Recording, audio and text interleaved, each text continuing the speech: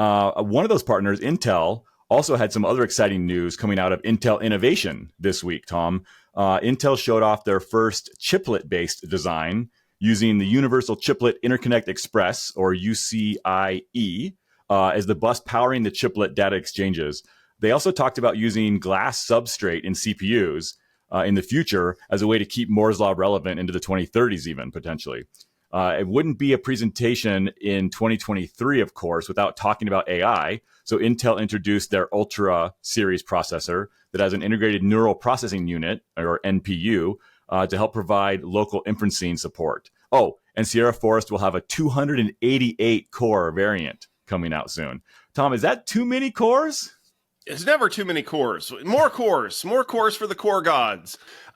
I saw the announcement from Pat Gelsinger that, they kicked off yesterday with Intel Innovation Forum. And, this is what happens when the nerds are in charge. Let's running down the list of things that you mentioned. First of all, we know that Intel's developing chiplets, but they've developed a whole new bus for chiplets. That's great. That means that this isn't a flash in the pan. They really are going to start developing these chiplet-based designs to kind of take advantage of a lot of efficiencies that they've created over the years. You don't have to reinvent the wheel every time you build a new CPU. And I know that a lot of hay has been made about the fact that Intel is kind of on this roadmap now where they're releasing 5 architectures in 4 years kind of thing.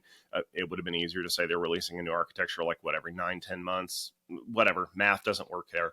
But they're really starting to innovate where it matters, not on, this processor's being held back because we can't get this particular little chipset piece working with the rest of it. That's gone. The glass substrate thing was kind of interesting because, they're basically saying we're reaching the limits of what we can do with current materials. But if we rev these materials just enough and we can start doing some cool things with it, man, look what we're going to be able to accomplish. And I think it's a truism in the industry that the closer we get to invalidating Moore's Law, the more creative we get with ways to apply the things that we've learned to keep Moore's Law relevant. You ask people today what Moore's Law is, they wouldn't be able to tell you that, oh yeah, it's Intel's founder talking about CPU architectures. They just know that it's a thing that makes stuff go faster. So I like that Intel's working towards that, and they're not just, effectively resting on their laurels. The other thing that I thought was kind of interesting was the fact that they've kind of embraced this AI thing. Yeah, I know we talk about it a lot, but it is kind of dominating the industry. Everyone is building these optimized architectures to work on AI.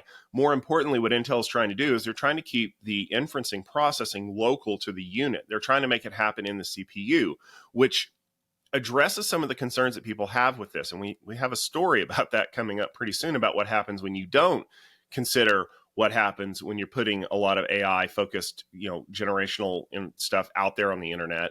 But I like that Intel is basically saying, if you're trying to run a data center and you need to use AI, but you're a little bit concerned about how it's going to operate, use our chips.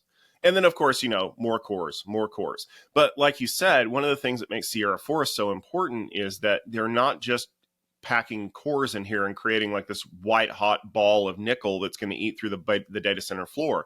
They're doing more cores at lower power to kind of optimize what those cores are capable of doing and reducing the power draw in general. Fewer servers with more cores that run more efficiently will reduce the power budget of a data center overall. And I think that speaks a lot to some of the sustainability goals that companies like Intel are trying to put out there. It doesn't hurt that it also means that they're going to be, running their fabs pretty close to the line to optimize that kind of stuff. So I applaud it. I mean, this isn't like getting into drones and autonomous vehicles. This is getting back to Intel's bread and butter. This is CPUs that go really fast. Every 18 months, they get twice as fast, and they're innovating in the materials market. So I think that there's some real value there, and I can't wait to see, more of Intel stuff. And we're going to cover it because we love talking about Intel here on the Rundown.